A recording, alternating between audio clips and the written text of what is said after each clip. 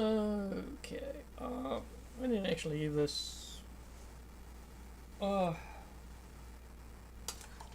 stream a name, so we're just gonna call it Good Morning. It is 5:47 in the morning here in Hemet, California.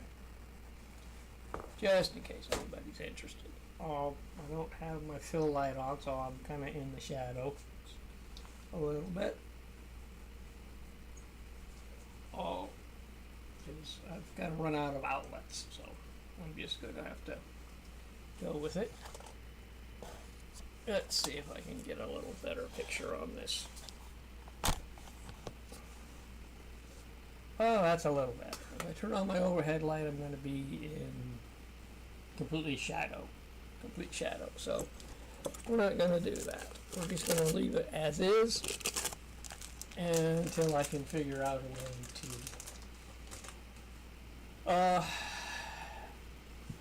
do more readily with that. I got to figure a way to mount a light that's more permanently mounted, and I'm going to step away. I don't know if you'll be able to see me. Let's see if I can. Yeah, well, maybe. What I gotta do is I gotta get my tea kettle.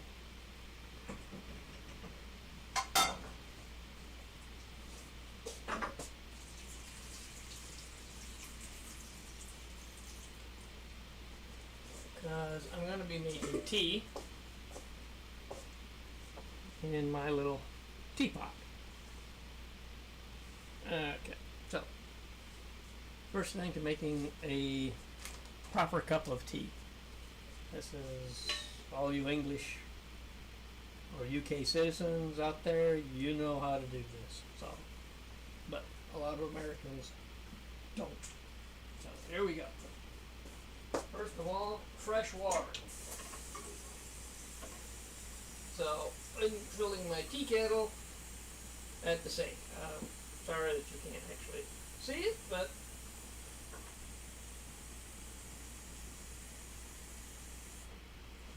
I don't have enough cameras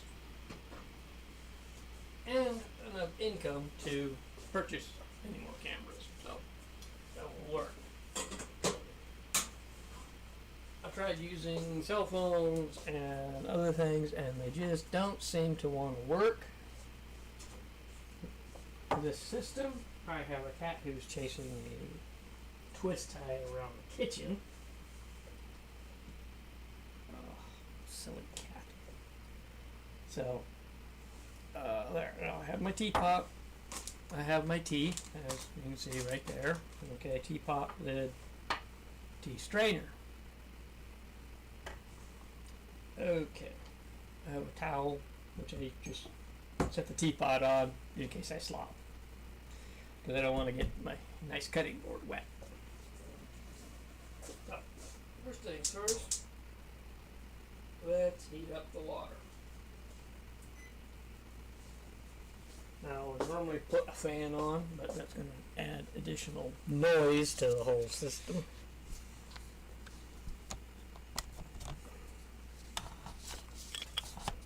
And I'd rather not. Like I said, I'm limited. I'm using a Surface Pro in the kitchen. My desktop computer is in my office.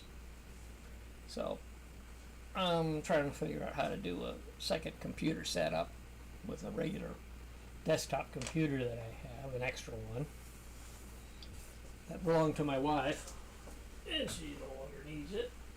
You are a silly cat. So I'm gonna see about using it. I'm gonna be short a monitor, so I'm not sure, because I'll have. Sorry, like I said, it's I've only been up for since about 5:10, or just about 5 o'clock. So I've been up about 50 minutes. So get me in all my not awake, no tea, no caffeine glory. Okay, so while that's doing that, heating up, 'cause I can't do anything else, I need what I laughingly refer to as my teacup, or the cup I drink my tea out of. So, hang on. Let me. This. Okay, be back. Oh!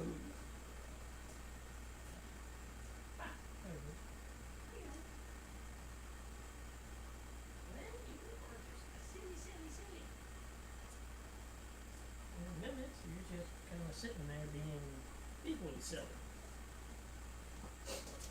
Okay, so.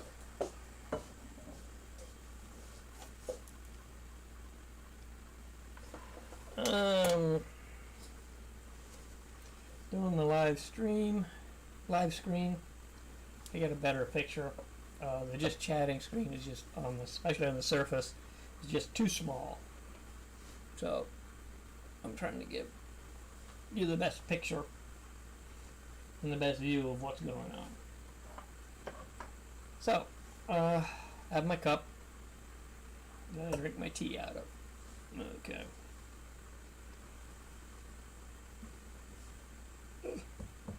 This teapot makes enough tea for this cup, so I don't have to wait around for it. Oh, well, that's going on. What I did the other day, it's been a couple of days, but it's probably still good.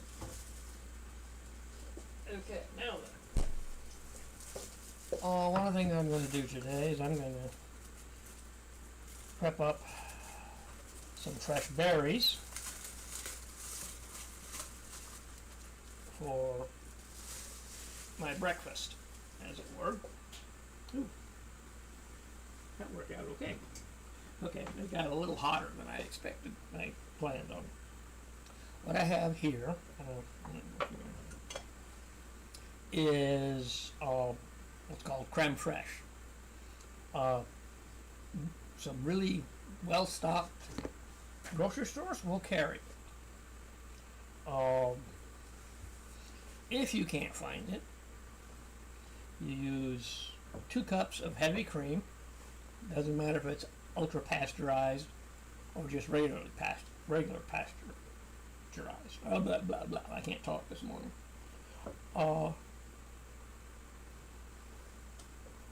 Excuse me.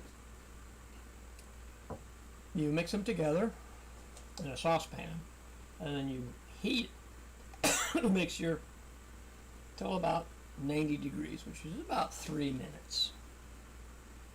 Keep an eye on it. I didn't keep an eye on mine. It got up over 100. I went ahead and gave it a shot and see if it would work. It seems to be working. I'm running into things. Okay, so that's what it's been in the fridge for a couple of days. That's what it looks like. Instead of using like whipping, just regular whipping cream and whipping it, or whip topping of some sort on fresh berries, which I'm going to have for breakfast, or at least part of my breakfast. You can do creme fraiche. Now, you let this sit in a warm spot. Once you've heated it to about 90 degrees, you let it sit, pour it out of the pot and into a container. This was just the handiest one I had. And you let it sit in a warm spot for 8 hours. So that's the problem. And then once it's sat for 8 hours in that warm spot, then you put it, but you want to cover it. If you have a towel, you can just cover it with a towel. If you're used to making bread, put it wherever you put your bread to rise. You could use the same towel or just a towel. I covered mine with plastic wrap because I didn't have a towel handy that I wanted to use for this, because it was sitting on the stove. Didn't want to take a chance. There goes my tea kettle.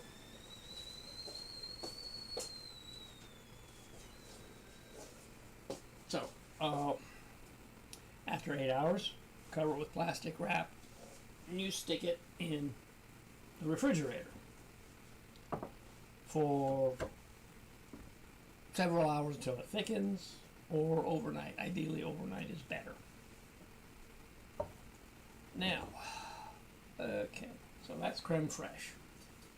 Can be used on in a number of different recipes as well, but it takes a little bit to prep. If you got a grocery store that carries it and it's not too expensive, by all means go the easier route. I'm all for easy. But this is how to do it if you can't find it. I couldn't find it, so I went ahead and made it. Now that my tea is, or my water is ready, you want to boil the water for your tea, but you don't want to overboil it. You bring it to boiling. You then for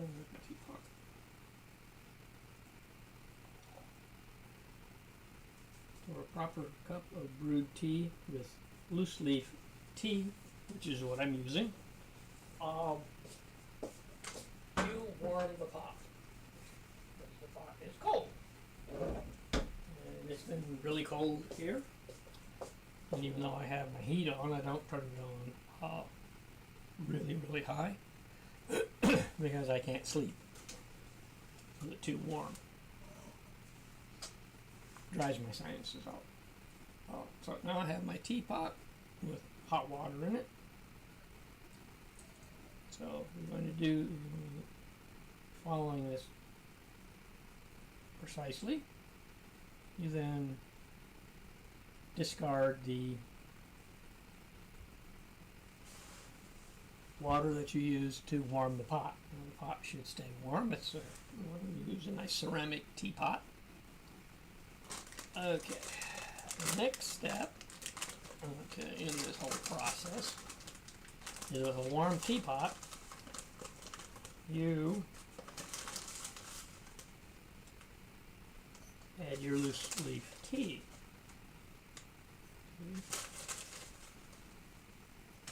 I have found a really good, I've got some more coming in. Should be arriving today. I have let's keep that in. Loose leaf tea I buy.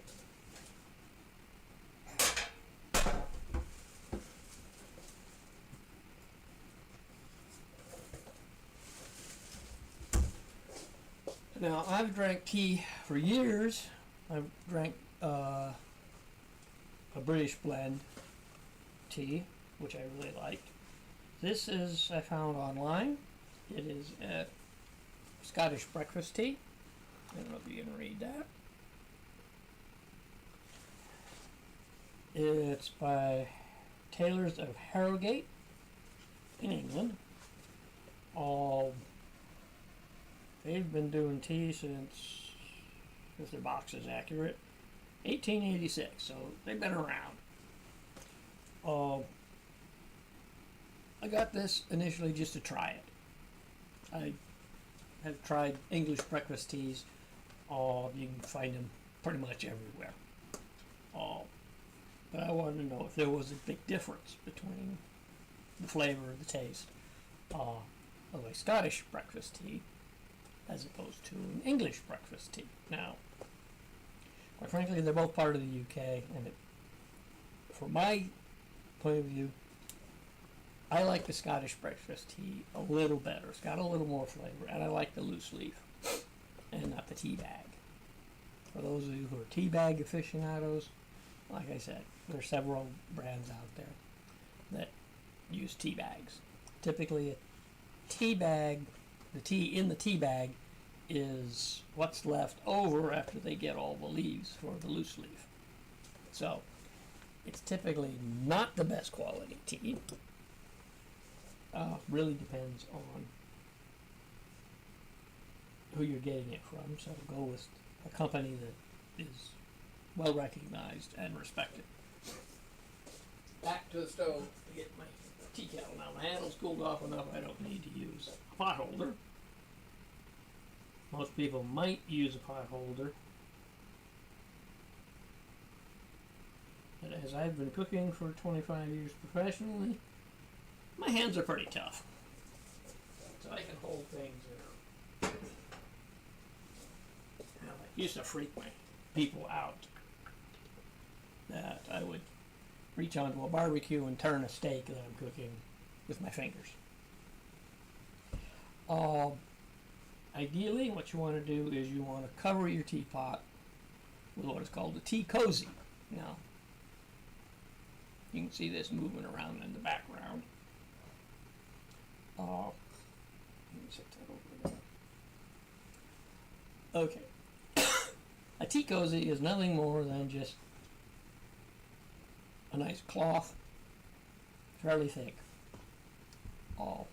bag, basically, that you put over your teapot. It helps hold in the heat.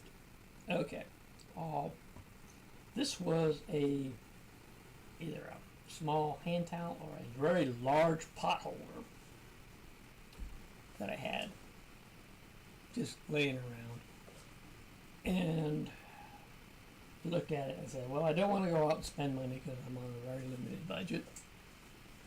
And I'm all for doing things. If I can do things on the cheap, that will work, I will do it. Okay, so that's my tea cozy. All I had to do was take it and stitch the edges together. So you can see the edges are already bound. I didn't take any of the binding or ribbing off the outside. And then I just put it on a sewing machine and I stitched down each side, leaving the pocket. And I just turned it inside out. Just so I can get the little picture that's on it.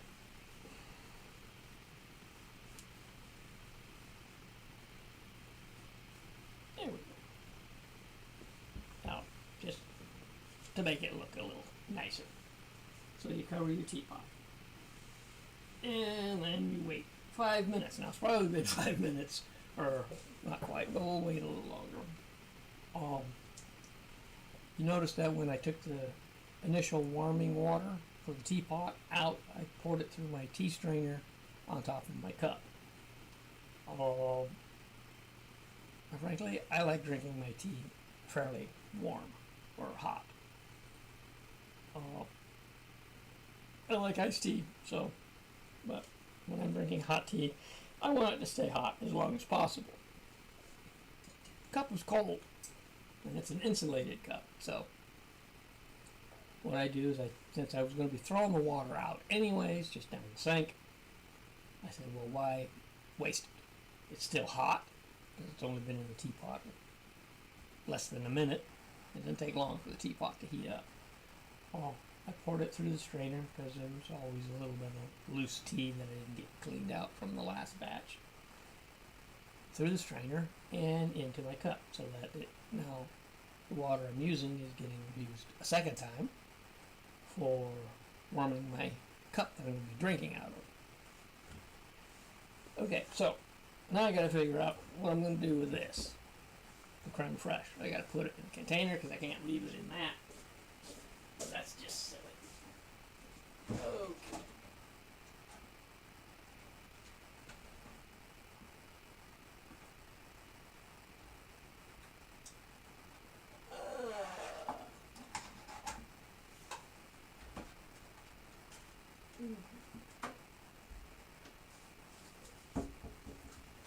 So I have a container. I have a cabinet full of plastic containers.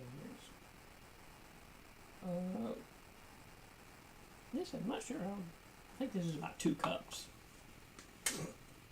So all this will probably not fit in that container. That's okay.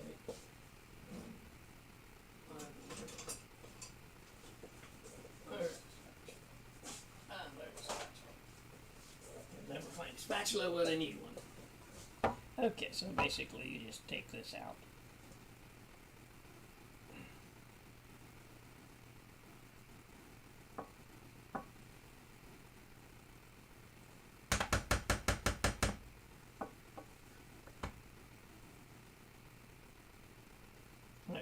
Looks like that's going to be about the most that that's going to go even. Okay, so and this should hold for a week or so. I don't know if you could actually freeze creme fraiche.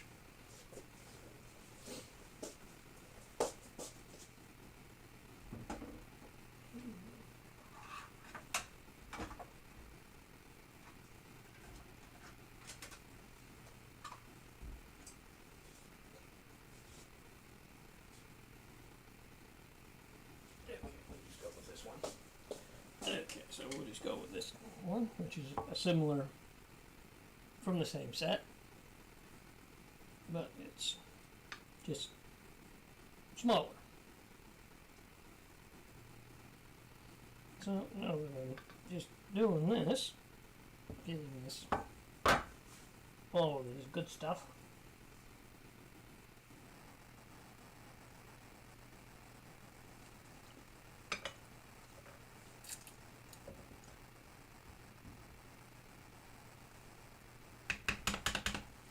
Okay, yeah, made a mess of my fingers.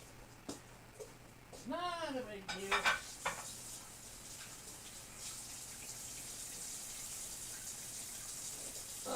You can't really see the oven, but I have 2 towels hanging on my oven handle. The handle of my oven door. One I use, and they're 2 different colors. One is blue, like this one is what I'm using now.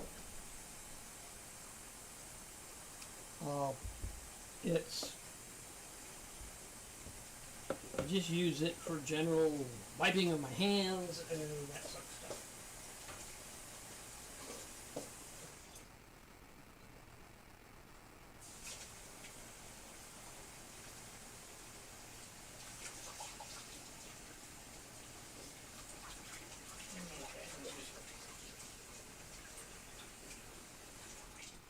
Rinsing out my glass container so that it's not got a bunch of crap in it.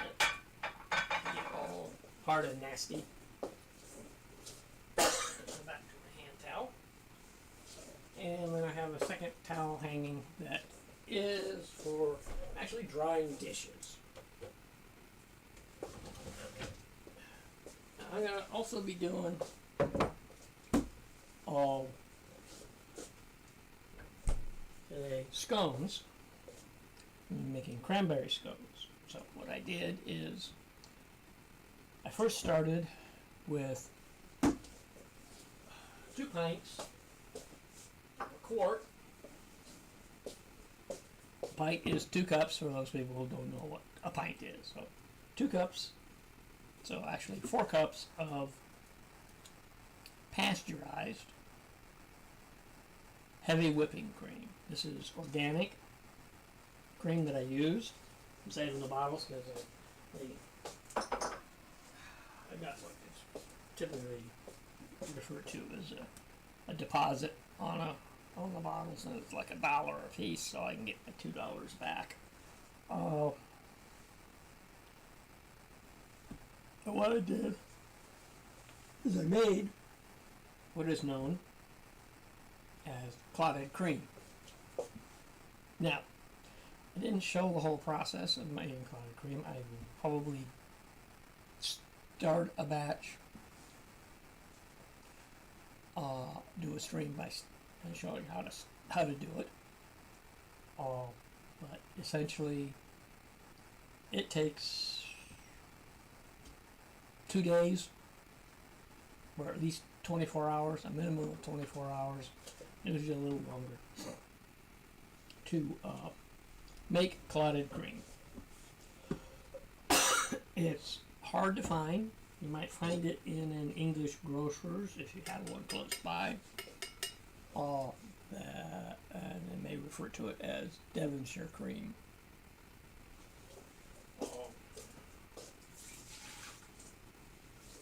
I don't know that they are exactly the same, but I've always referred to it as clotted cream. So, and that goes with scones. So that's why I made it. But you essentially take your cream, my quart of cream, in a large baking dish. Larger the better, really. You don't want too much thickness or depth, so you want to spread it out. You then set your oven to between 170 degrees and 200 degrees Fahrenheit. Now the trick here is you need to know your oven.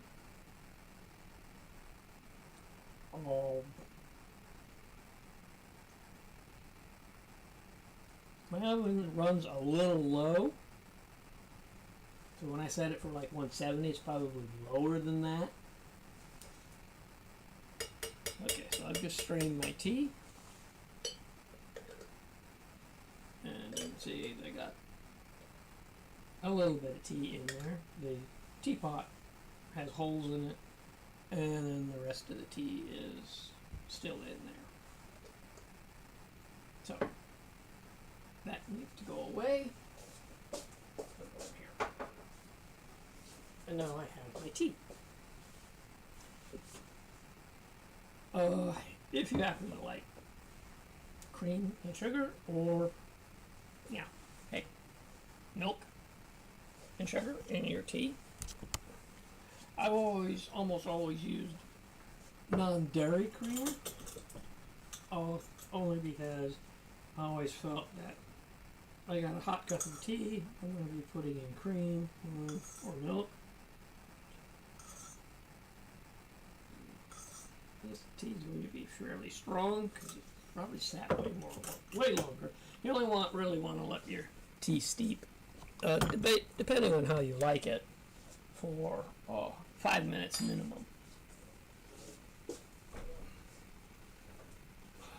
The longer it steeps, the stronger it's going to get, up to a point. Now, this is just milk. I have a couple of these little bottles, which are handy. I wash them out and reuse them, because trying to pour a little bit of cream out of something like this, or even worse, a full gallon, this is a half gallon, is a little cumbersome. So you can use cream. I've used heavy cream because I had some at one time in your tea. You can use milk. You can also put lemon in it if you want. I don't particularly like lemon in my tea. Never have. And oh my god, that's so much better. Okay, so I have my tea. And now I can start waking up. Okay, so back to the clotted cream. Goes into, once your oven hits 170 or 200, depending. I've done it at both. I think 200 works a little better for my oven, and your oven may be a little hotter, so you may want to lower it down to be closer to the 170 mark. But anywhere in that range, that 30-degree range, will work. Once your oven is preheated, then you pour your cream into your container and you put it in. Now this doesn't look like it worked out as nicely as it has in the past. Possibly because I did it at a 170. 200 seems to work better for me, so it didn't come out quite as nice, but it probably is still workable. Now if I can just figure out what I'm going to do. I have these slotted spoons over there. Okay, I probably do have one. Well, that'll work as good as anything else. So. Now, what I've got now is You'll have a little bit of a crust on it. Sometimes it'll get nice and golden brown. Some people like that. Doesn't really matter. This has been in my refrigerator for a couple of days because I've been messing with the settings and stuff on my equipment and still trying to work out the kinks. So now what I need to do is put this into a container. Well, that was handy, but not really useful.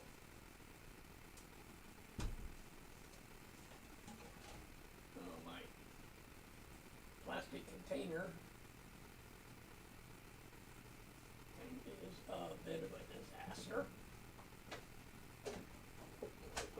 It's like a total disaster. I can't find anything. Okay, that'll work.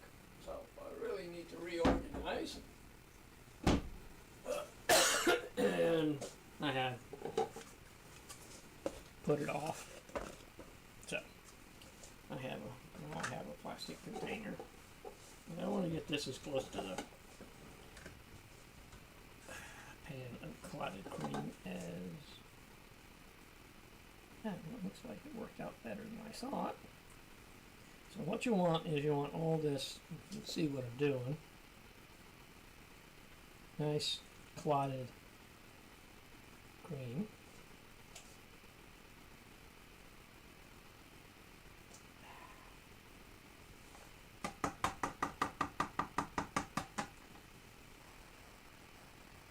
Okay, so once it goes in the oven, it's going to be in that low oven, say 200-degree oven, for 12 hours. This is not something you can make on the spur of the moment and have it ready. Like I said, this is a 12-hour process in the oven. Once it's done after 12 hours, so typically I set this up, and so I'm not standing around waiting for it. Making a mess, which is normal for me. I don't seem to make messes. Okay. I do it overnight. Set it up, put it in the oven. Now my oven will stay on for 12 hours or as long as I want it to stay on. Some ovens will not, so you need to really know your oven. If your oven won't stay on for the full 12 hours, then you need to do it during the day so you can keep an eye on it. And when your oven shuts off, then you need to restart it as quickly as possible to keep the process going. So if your oven will only stay on for 8 hours maximum, then after 8 hours you need to turn the oven back on for another 4 hours, obviously. So what I've got now is I've got clotted cream. You want to use a, well, I really did make a mess. Okay. I'll move this over here where you can see what I'm doing. Okay, so this is the cream that's clotted. Some people like putting this in a bowl and running a hand mixer through it to smooth it all out so it's nice and smooth and nice looking, like you get if you can buy it. Doesn't make it taste any better.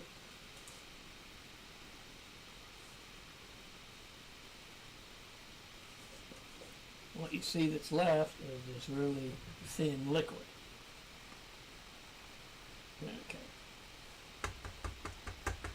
Don't throw that out. explain why.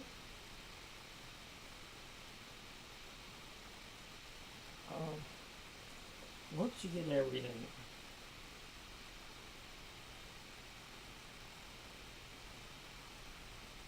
out of this container that you can get out of it,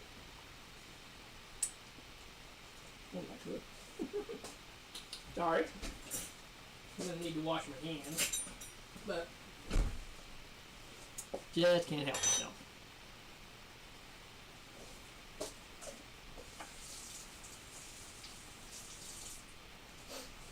And now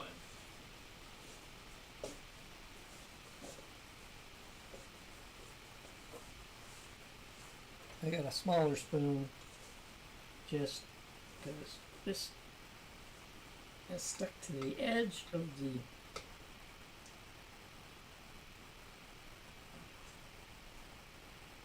baking dish, and I don't want to waste any of it.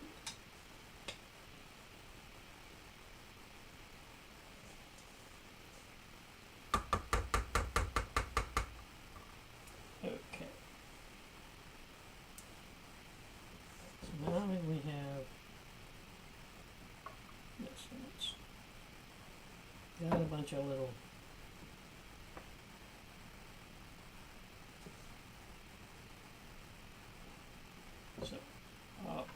getting this out of this is going to be a rather interesting project.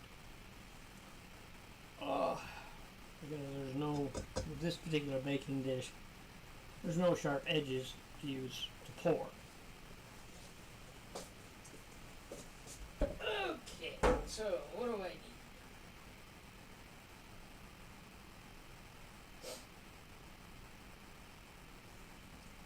Let's just do this.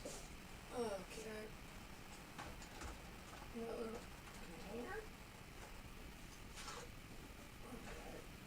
Probably don't need one this big, but I don't have any more of the medium size, and the small size is going to be big enough. So this is where eyeballing things come in. Okay, now let's see if I can do this without making a huge mess. Because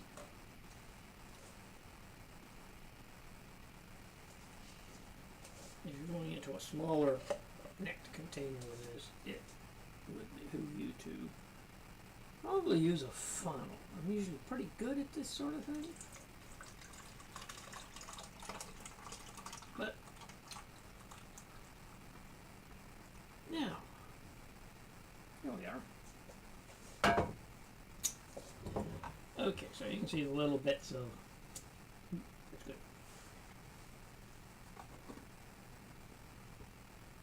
Okay,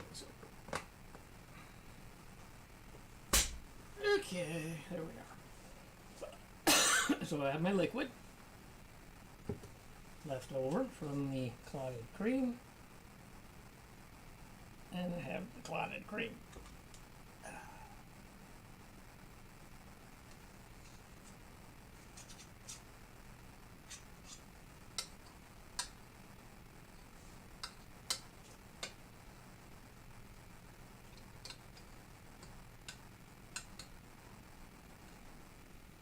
Okay, let's not waste any of it.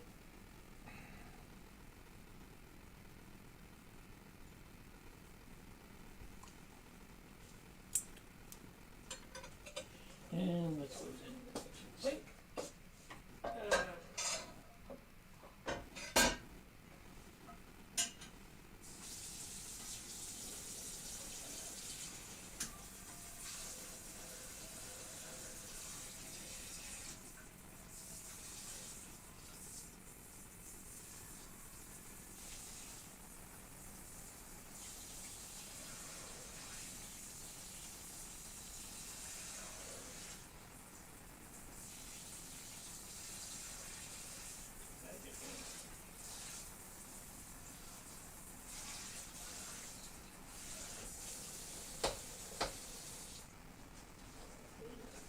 Really good, so it's easier to put it in my dishwasher and when I do my next load.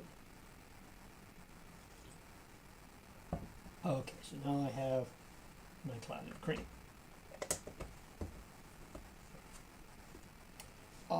Has a interesting note.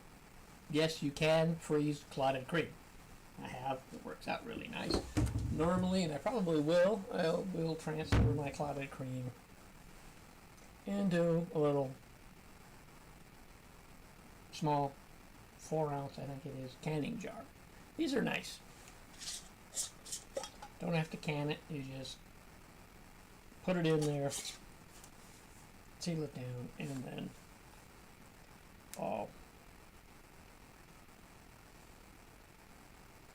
you can stick them in the freezer. And they'll freeze, and they'll be wonderful. And they'll hold a lot longer. They'll only hold about a week or so. And usually I eat it up before that anyway, so. But I got these just in case. I want to save some for later. Saving of this liquid. Okay, there we are. This liquid can be used as a substitute for the liquid you use in your scone recipe. So it's usable.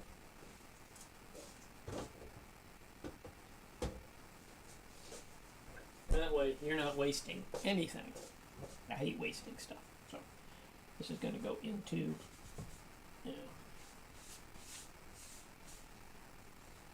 the fridge until I get ready. The recipe I'm going to be doing requires either frozen or fresh cranberries. I'm going to go with fresh cranberries. I got these at the market where I got my cream. I looked in their frozen berry section. They didn't seem to have any frozen cranberries, so we're going to go with fresh.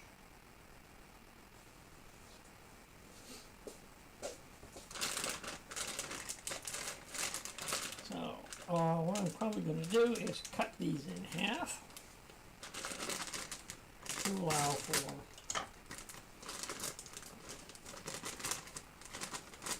and if my memory serves, the recipe I'm going to be using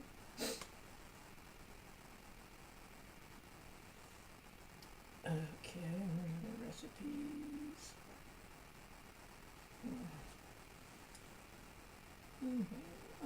That's not it. Okay. I don't think it's in this program. I got my iPad here out of the way.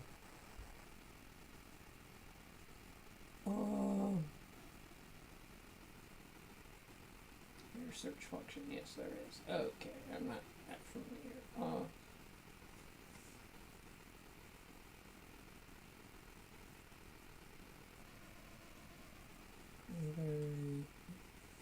Oops.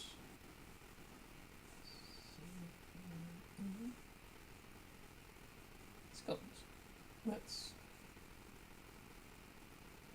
No recipes on. Okay, so yeah, I didn't think I saved it here. So let's go out. Oh, shut the hell up, Siri. I don't want to.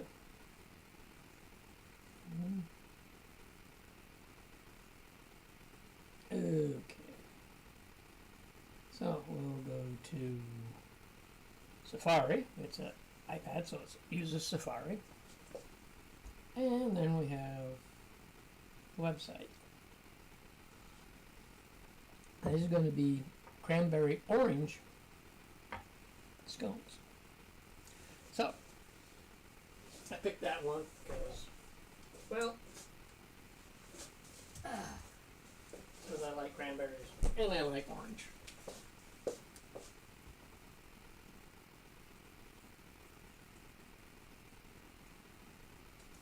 Okay, so what I'm also going to need is I need my zester.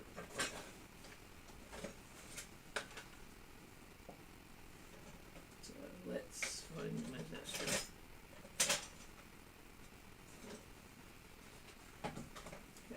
carving tools. That's really not helpful. Oh, I'm also going to need this. And I'll show you what for later. I should actually get something in my stomach.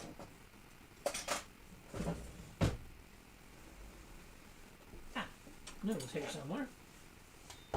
My microplane zester. I'm gonna go off for a minute. My nose is running. I don't know why. Be back soon.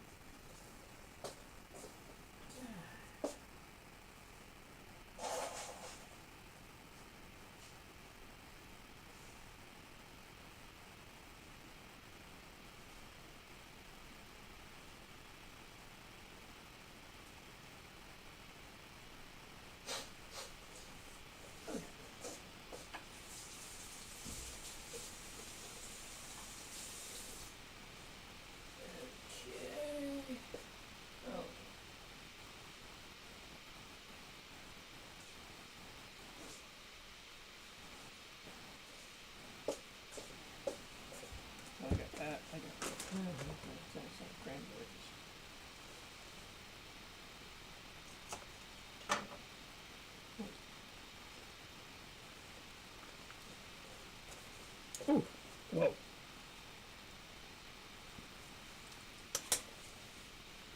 Fresh cranberry, really tart. Okay.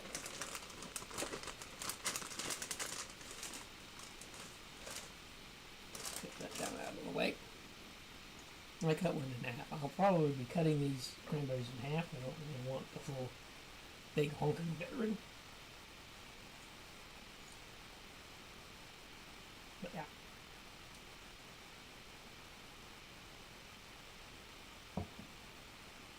They're pretty tart.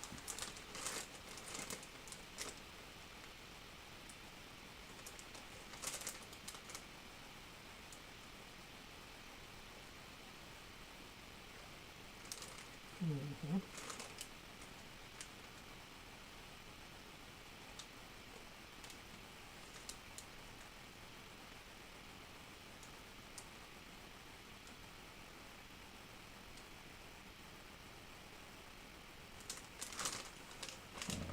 So, I got an orange. Okay, I have orange trees in my backyard, so I always have tons and tons of oranges. Actually, I've got to go harvest some more and make some juice. I have a juicer. I may even do a stream on that. Fresh orange juice. Nothing better. Except maybe cloudy cream. And that's, I have a cat who wants to be where I am. Okay, the use of the grater, and I call these things, you could get a box grater which has 4 sides and is a little more stable. This is what I have on hand. I have grating attachments for my food processor, and I have them for my, I have a slicer grating attachment for my KitchenAid mixer. Problem with those is I haven't done the food processor, because I'm not sure that the butter will hold up, and you want to keep it grated. I'm going to be grating the butter for the scones. But for right now, let me get my berries set up now. I have a nice big bowl for berries to eat out of.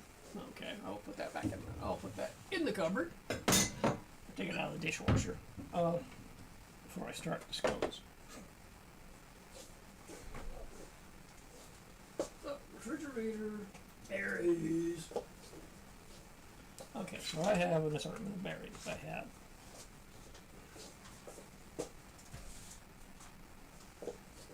if you like using only strawberries, that's fine. I happen to like all kinds of berries. So I have raspberries, blueberries, and blackberries. And of course, the obligatory thing of the strawberries. Thing you need to know about berries. Most recipes will say, rinse your berries. Okay, if you're not going to use your berries right away, do not rinse them, especially strawberries. Strawberries will get really soft, mushy, and really nasty if you wash them and then you leave them any length of time. So if you're going to wash your berries, which I recommend, you do so just before you're ready to use them. Okay, so a lot of people will just rinse them, especially in professional kitchens. We'll just open the package, we'll run cold water over these, and bingo, bango, bongo, as they say.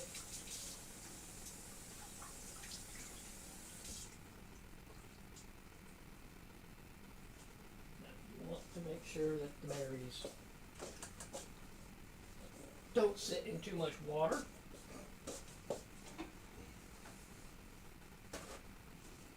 So what I like to do is take a towel. Okay. Fold it over several times.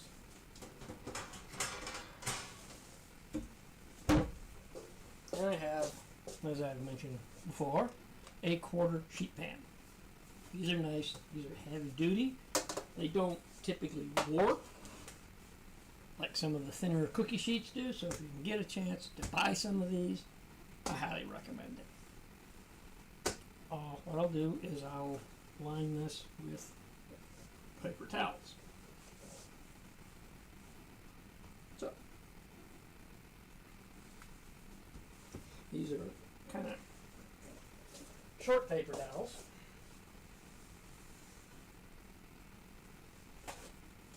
But since I'm going to be doing all these berries,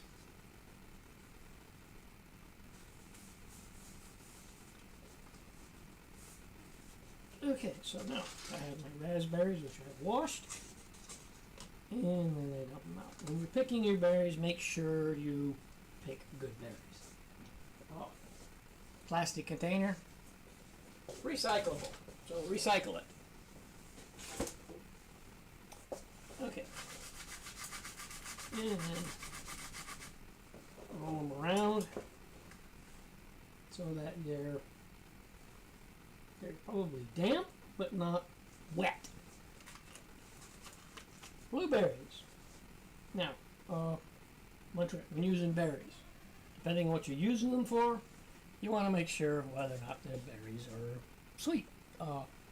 Early season or late season berries can tend to be a little tart, not as sweet.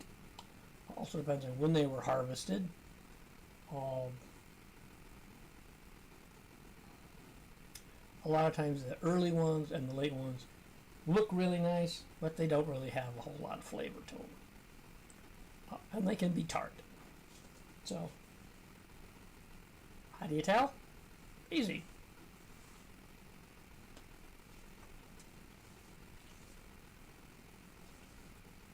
Raspberries are typically a little on the tart side. They shouldn't be like, oh my god.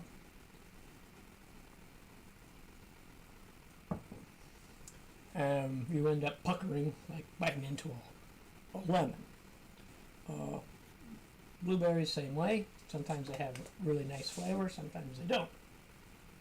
It's luck of the draw. When you pick your berries, especially in these plastic boxes, turn it over. Don't grab it, turn it over. Roll it around. Shake them up. Look at them. If you're really crazy, go ahead and eat one at the store. You see if you want it. If it's not any good, then obviously you're not going to want to pay good money for them. Okay, I got this thing opened and now I gotta get it open again. That is just rude. Ah, there we go. Okay, so these berries don't really seem to be hugely dirty.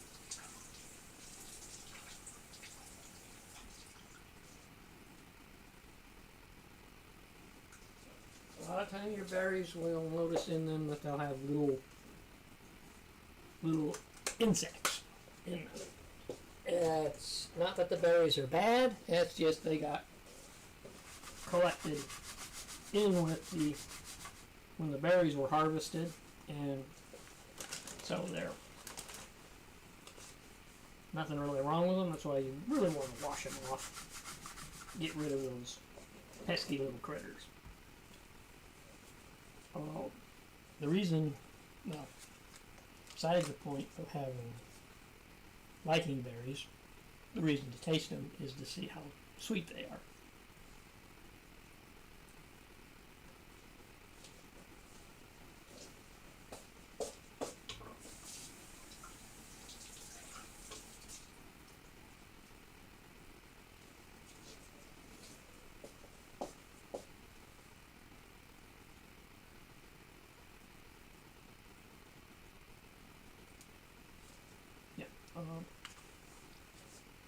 Taking care of your berries this way, you also get a chance to take a look at them. See if there's any potentially problem berries. As they say, one bad apple spoils the whole barrel. Well, same with berries. One bad berry will spoil the entire plant. So you want to look for any kind of mold, any berries that have been crushed, any that are essentially not perfect, especially if you're going to be displaying them. If they're going to be mixed in with something, as long as they're not moldy and they're a bit mushed or a bit soft, you can use them. I tend not to. If you're careful in your selection when you buy them, you usually don't have too many problems. Professional kitchens have a little more problem because they buy so much, and they comes in, and everybody's in a hurry to get everything put away into the walk-ins, and sometimes they miss a few things because they'll buy them in a flat, which is about 16 of those little boxes in a flat. You can't go through every box, so you need to trust your supplier. If you have a supplier that's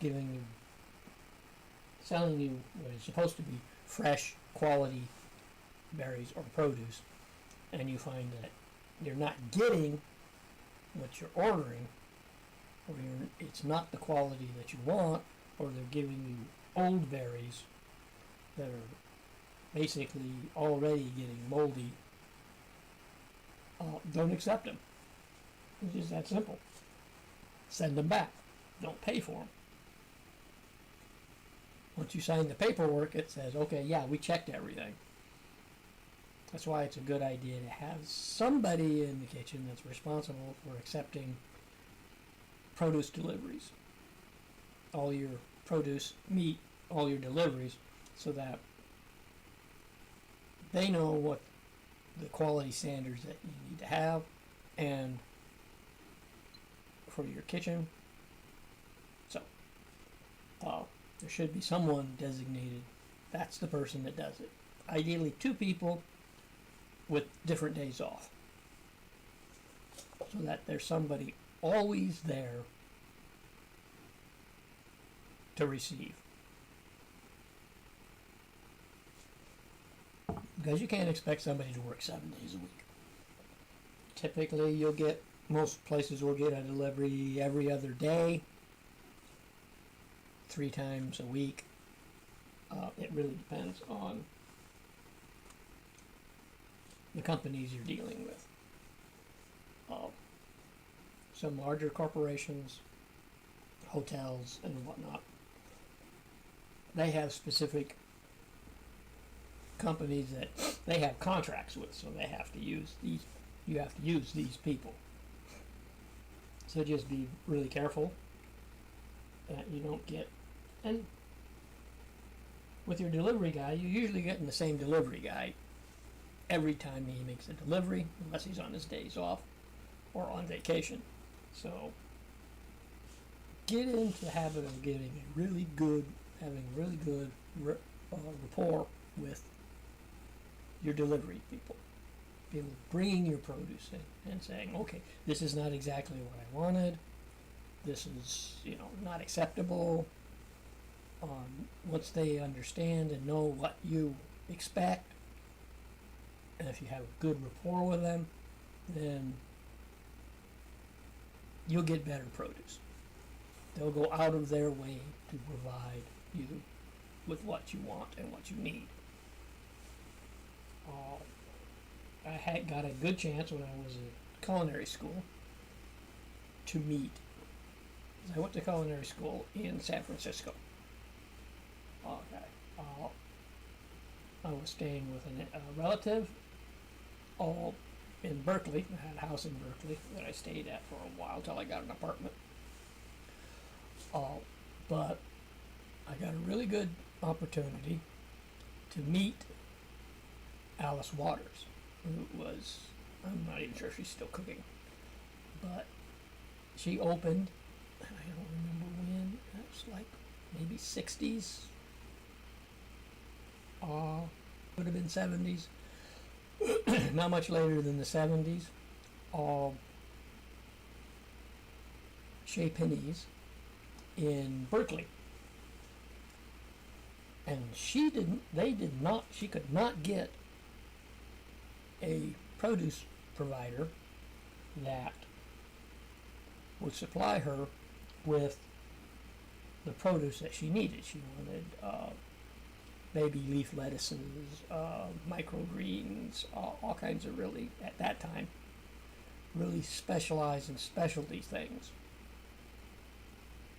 So what she did was she went around, because in San Francisco area, if you're ever familiar with it, they have zones that are called microclimates.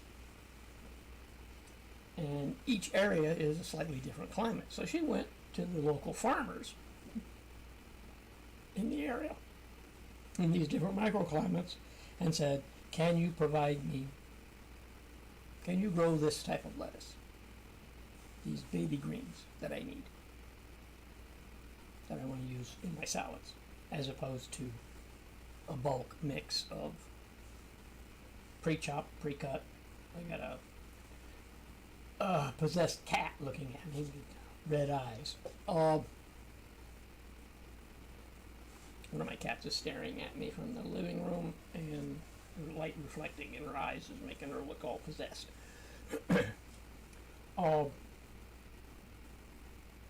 And so they said yes, as long as we can get a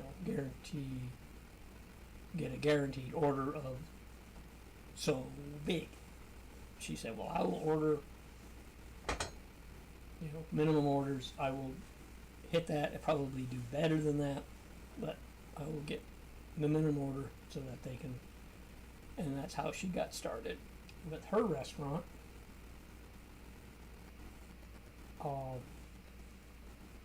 Nowadays, you can get from the big produce suppliers, like Fresh Point and some of the others. I'm not plugging anybody's company. I'm familiar with Fresh Point. And they will provide you. They can provide you the specialty greens that you may want to use. So, little history lesson. So I got my berries, except for the strawberries. Now I'm going to need to put these in another container. Let's see, do I have a bowl that I can use? Most of my bowls are probably pretty dirty at the moment. Don't really have one. have. Oh! My mop fell down. Okay. I'll stop.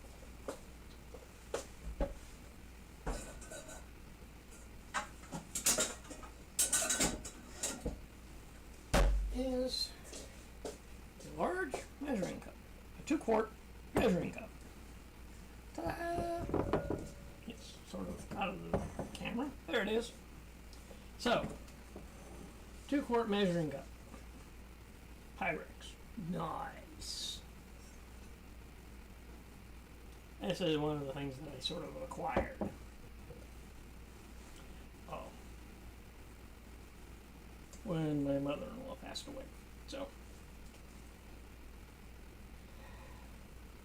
The reason for the paper towels is it makes it easier to transfer the berries.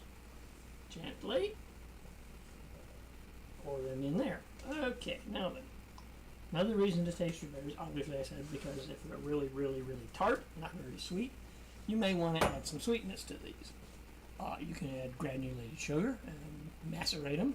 It's basically sprinkle sugar over them, mix them, put it in the refrigerator for a few hours or a day. You can use simple syrup and do it a lot quicker because simple syrup is just their standard. Most professional kitchens have simple syrup on hand, especially if they do any kind of their own baking. So I'm going to put these in the refrigerator. Hello, Delenn. You possessed kitty, you? Oh, yes, I know. I'm being mean to you. Okay. I talk to my cats, so bear with me. Now, strawberries, you usually don't have to wash them. If you're going to the store and it's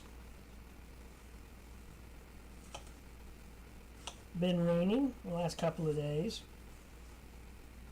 you may find that there's a lot of dirt on your strawberries, especially if they were harvested just after a rain. So,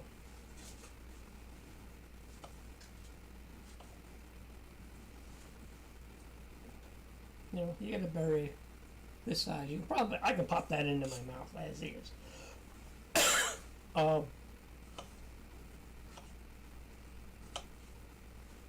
I prefer to cut them, they're a little, to make them a little easier to eat.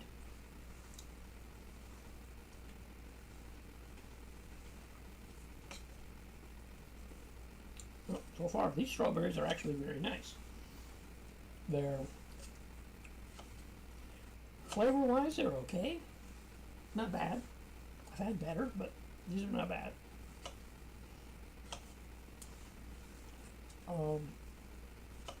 They're sweet. They're not hugely sweet, but they're not sour at all, which is essentially what you're looking for.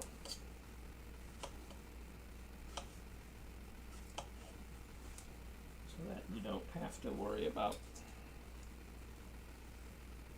adding any or a whole lot of sugar. You can also use, if you're not into processed sugar, you want to, and you're more of the all natural, organic mindset, which I have no problem with, you can use honey. It will alter the flavor a little bit. That's why I prefer making simple syrup.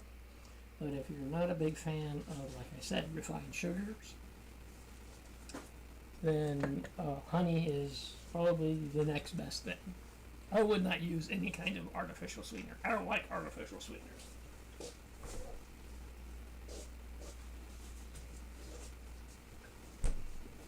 As a matter of fact, I cannot tolerate artificial sweeteners. They do something to my stomach. Don't know what. Nobody's been able to answer it, but so I just don't use them. Okay, so I have my strawberries cut just to make them easier to eat. I will take these and I will add these strawberries to my bowl of berries. Now I could have probably added all the strawberries, and of course, why not? But I may use those for something else. When I get my hands on some nice chocolate, I may do some chocolate dipped strawberries, which would be a nice thing to do. So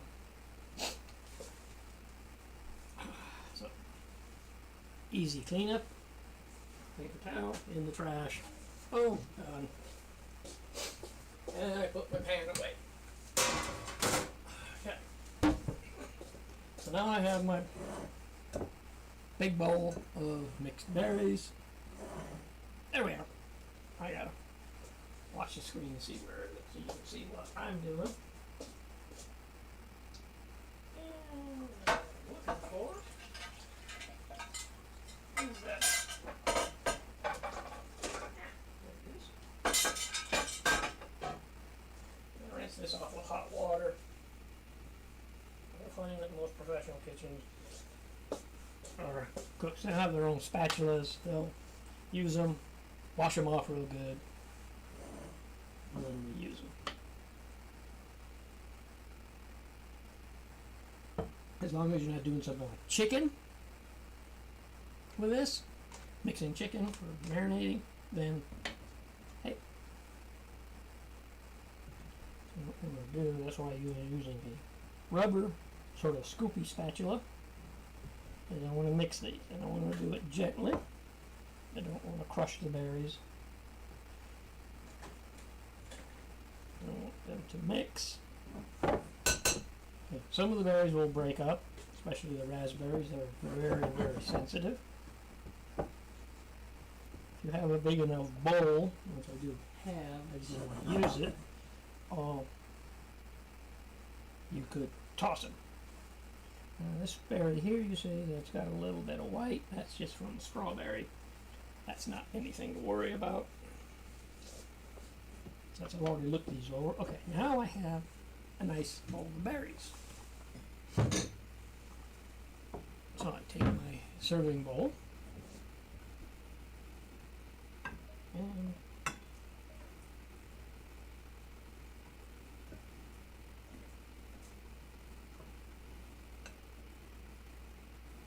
that should be good. So now this I can put into a container, put it in the refrigerator. I could even macerate these, add some sugar to them, put them in the refrigerator. They'll be even sweeter, which I probably will too. So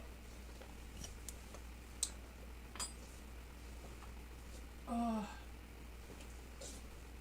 need a slightly bigger container to do that in. That's a little steep side. Okay, so now then, this is what I mean. Okay, now I got a nice bowl. Those are going to be okay. They'll be good just the way they are. Berries. And what I mean by tossing them is you can do this. Just like you would do if the saute pan. I may have needed this again, so let's rinse it out real good because it just had the berries in it. And it should be good to go. Okay. So, now this is what I use this towel for. My hands and doing this sort of, because this is actually has not been washed. It's just been rinsed out. But I may need it later, so let's deal with that. And I will leave it out. I don't want to, but I don't want to leave it on my cutting board. Oh my god. Let's put it on the cutting board for now. I'm going to have to go away for a little bit. Restroom time.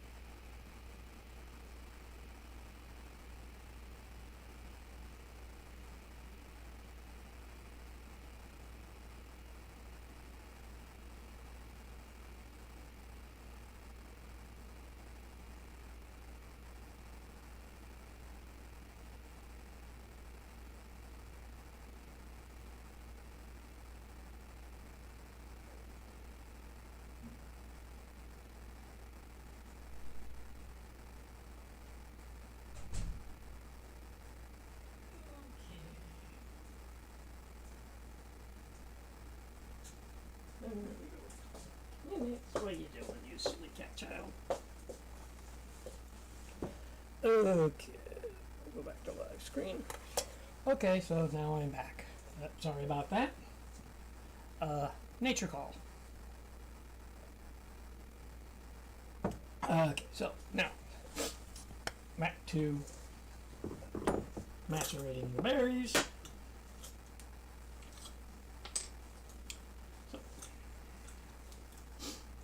what I want to do is just sprinkle liberally sugar.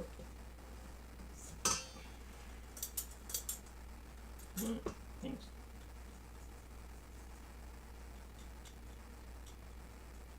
Okay, now then. If you notice, you would do this if you were making strawberry shortcake. Over your cut strawberries, or you can use these berries for desserts. Give it a quick toss.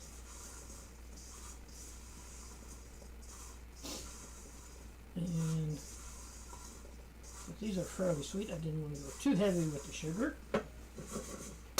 And then you want to put it in a container and pop it in the refrigerator, not in the oven. No. Don't want to put them in the oven. Okay, so that looks like I have a usable thing. Now I just need to find the low lid. Like I said, I really need to organize this place.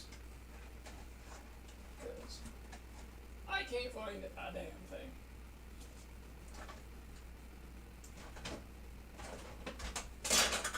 This thing's falling out of the cupboard, and it's not breakable.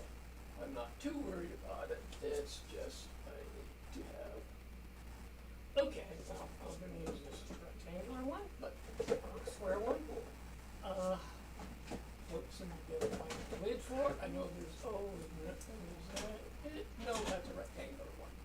But I have a round one, which has a lid already with it. These are really nice containers. It's called Snapware. I'm not affiliated with them, but if you find them, I would recommend getting a set. They're really nice. They can go into the freezer. They can go in the microwave. They can't go in an oven, unfortunately, but they can go into a microwave. So, and now he's playing with that damn wire again still. This silly cat child. Again, it's like I'm gonna have a lot of dishes to do today.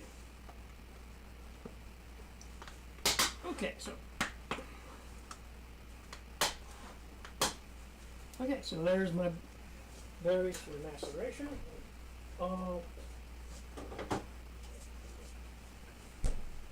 Those can be used for like that strawberry shortcake. You can find some shortcake rounds.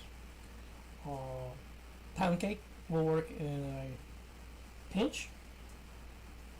And I don't know if you people know it, pound cake is called pound cake because it uses a pound of each ingredient. It was a way when it was first made that it was an easy recipe for non-professionals to, excuse me, my eyes are a bit fuzzy. Make a nice dessert cake. So pound cake is essentially you got a pound of flour, a pound of eggs, a pound of milk, I think it is. I'm not sure if there's any sugar in it. I'm not that familiar with the full-blown recipe. I would have to look it up. But and I didn't multi-stream this. Okay. Do the multi-stream. Okay, now I'm on multi-stream. Been at this for almost an hour and a half, which is just really weird because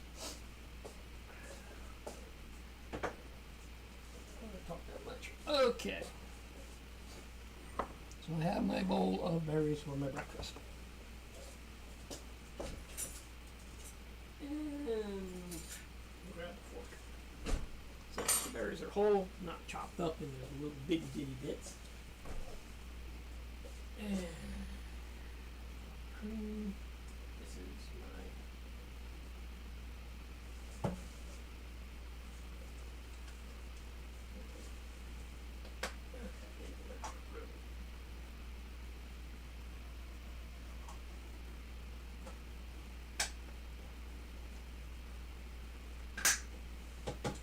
this is my creme fraiche.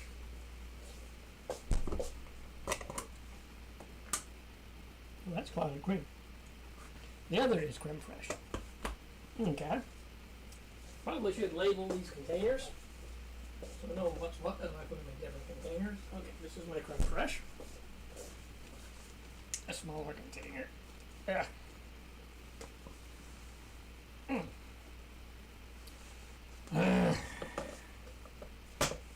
Sometimes these things are really hard to get open.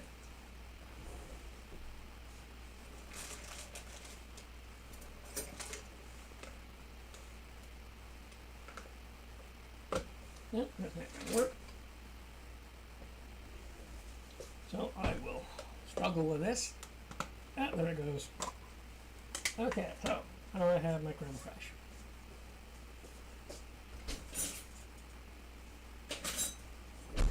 I'm gonna have my dishwasher full of clean dishes. I tend to use them. Okay, nice big whopping dollop of creme fraiche. Probably could have left it in the container, but in the glass. But that's fine.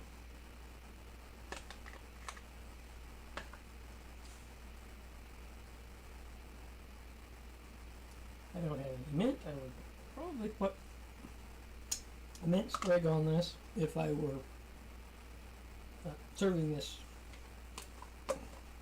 at my restaurant, or if not my restaurant, at the restaurant at the hotel where I work. Okay, so now I have creme fraiche and fresh berries.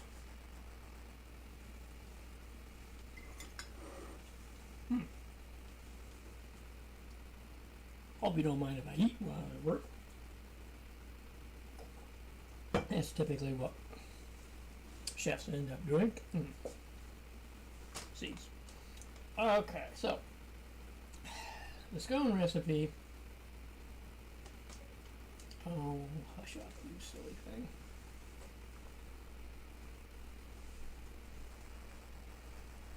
Is a bit tricky. So I may prep everything ahead and do this on another day because it is kind of tricky.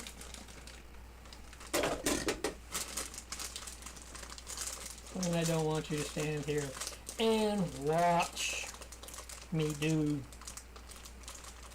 great frozen butter.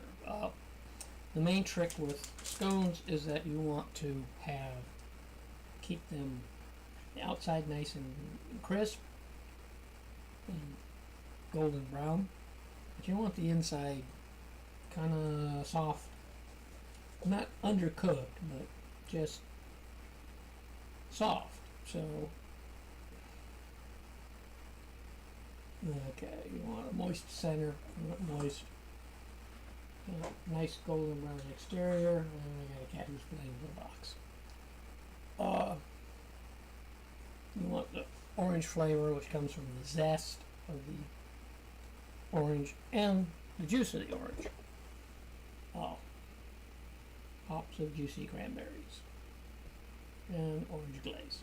Okay, so that's basically it. I may go ahead and go to the office, get my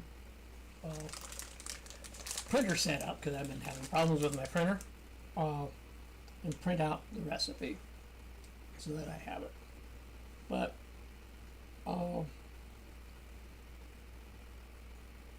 you could go to Sally's Baking Addiction. I'm not affiliated with her, but I do like a lot of the recipes that she has.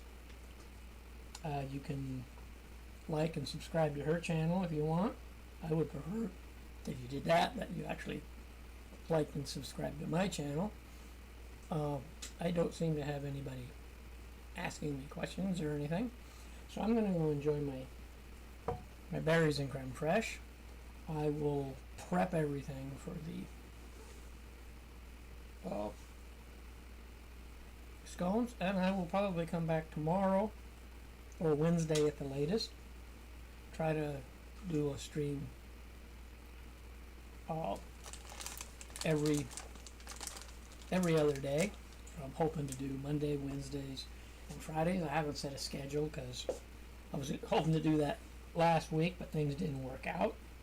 But with the stay-at-home order in California and whatnot, so I've been dealing with a lot of things, and I've been having trouble with my system. So I'm still working out. I'm still working out the bugs, but I wanted to get online and streaming,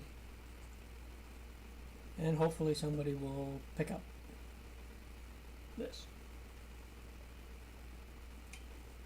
Apparently I have a single viewer, which is nice. They're not saying anything, so I don't know what the deal is. And I also don't know where my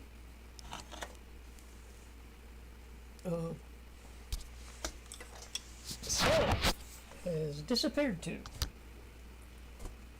Things tend to disappear around this place.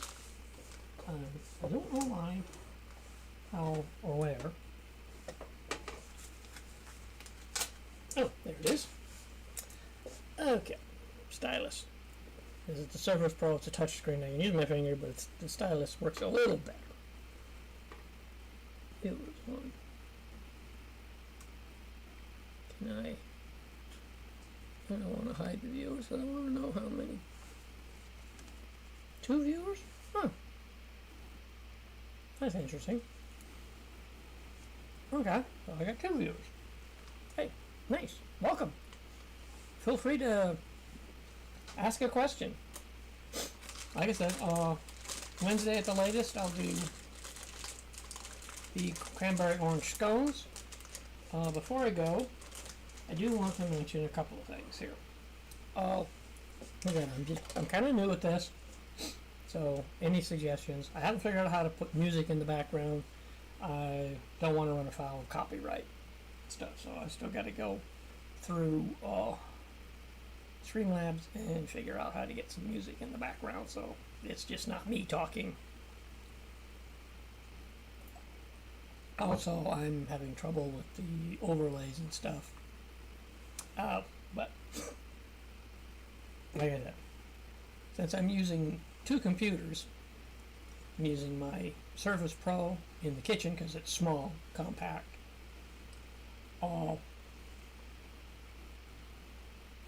Then I have my desktop with my good microphone, 2 monitor setup in my office. I'm trying to figure out how to, once I get access to the other computer, because it was my wife's, I don't know her passwords, so I can't get into it, so I got to take it in, have them crack the password, or go, bypass the password, or just have them reinstall the operating system from scratch, and then just bring it in and park it on the back side of my kitchen. My kitchen's a bit of a disaster. My whole house is a bit of a disaster, but what I'll do is I'll take this camera, and then you can see me. Hello. On the other side of this, and you can see the disaster that is my kitchen. This bar area, I have space underneath where I can well, no, I want to tip that down so you can see the cutting board.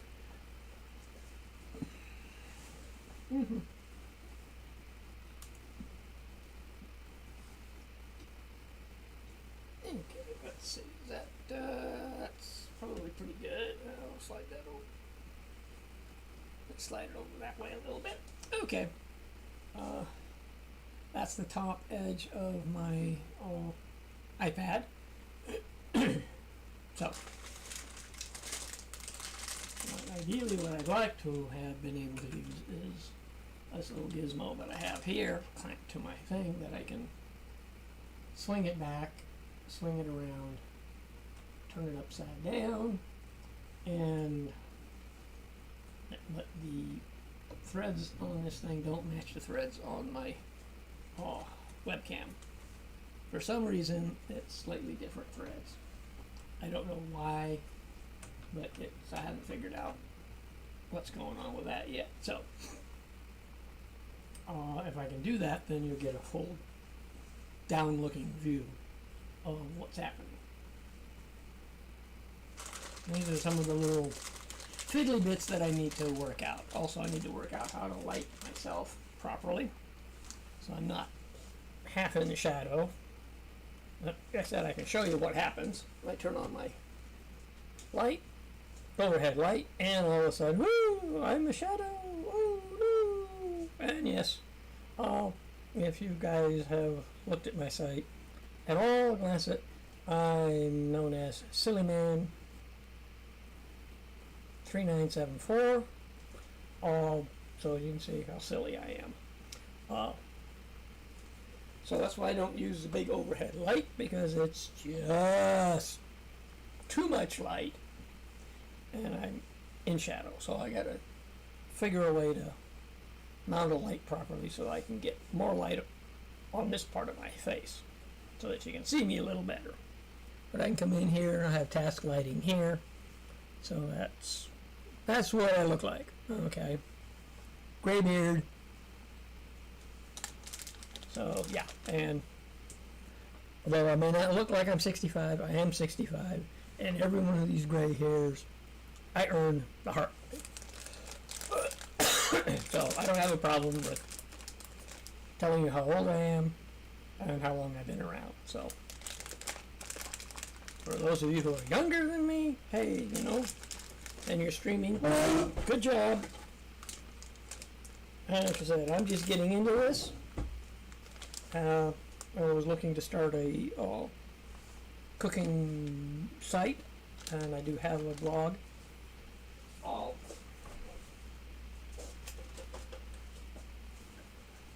Where I post recipes, videos. I have a YouTube channel. I'm on Twitch. I'm on Twitter. I'm on Facebook. So, you know, you can track me down. I'm also on Discord, Dragon42. It's a dragon, I believe, _42. So there's a gap. Okay. Or underscore, however you want to refer to it.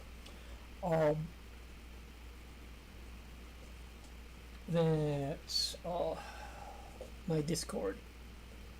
Feel free to jump in. I don't do much gaming. I have the system set up so that I could. I have League of Legends and Among Us on my computer. I do have a PlayStation 4 VR setup, and I'm currently working on the Iron Man. Came as a bundle, got a good price on it. So that was my Christmas present this year to myself. A full VR rig with a game. So I'm currently working on that. I did stream a little bit on that. I don't know how I didn't see it come out, so I don't know what's going on. It may just be on the PlayStation system. I have it linked to my other account, so it should have gone across, but for some silly reason it doesn't seem to have gone across. I'll give it a try again later, maybe later today. So, like I said, I've been at this an hour and a half now. My berries are getting warm. I can't say they're getting cold because they were already cold. And so I will call it a morning. I don't usually stream this early, but hey, you know, like I said, I'm still playing around with the whole system, and we will see what works best. I'm usually up fairly early. I have an alarm that goes off at 2 o'clock in the morning to make sure I get my medication. And yes, I'm on medication. Oh no! It's for a chronic condition, is all. Something that I acquired in '97. It was diagnosed in '97, so, and I'm on medication for it. It keeps it under control. Otherwise, I'd be running to the bathroom every 5 seconds. Not good. So, there's that. The other thing I wanted to let you know about is, if you're really into cooking, you can acquire this little gizmo. A couple $100. I got this, my sister got one, and so she got one for me. This is known as a sous vide. It's a Joule. It's actually one of the higher or highest rated ones. It's a sous vide cooking method. If you're not familiar with sous vide, this is what the box looks like. Okay. Yeah, say it better. It's sous vide by Chef Steps. Like I said, I'm not affiliated with these people.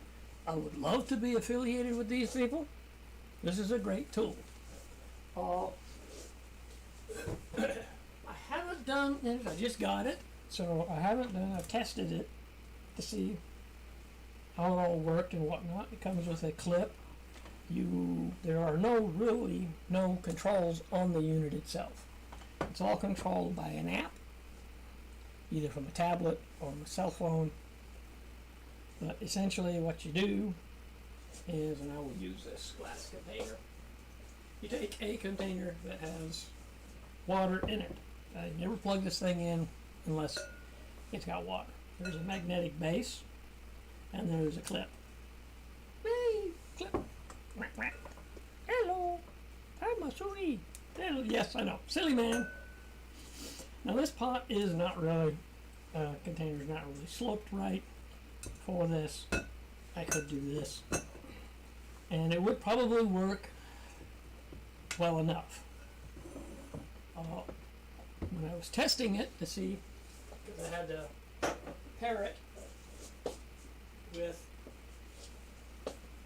my phone and the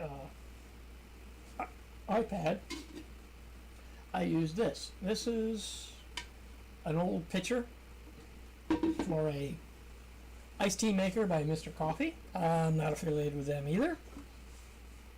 But just so you know, I ordered a couple of new crafts because these are getting old. One of them really badly warped. This one, I think this was the one that was really badly warped, and it cracked. So there's a little crack here. You can see, so I didn't want to really use it. Also, the bottoms of these things tend to start cracking and then leaking. So what I did was essentially you put water in here. You never want to fill a container completely full, only because it's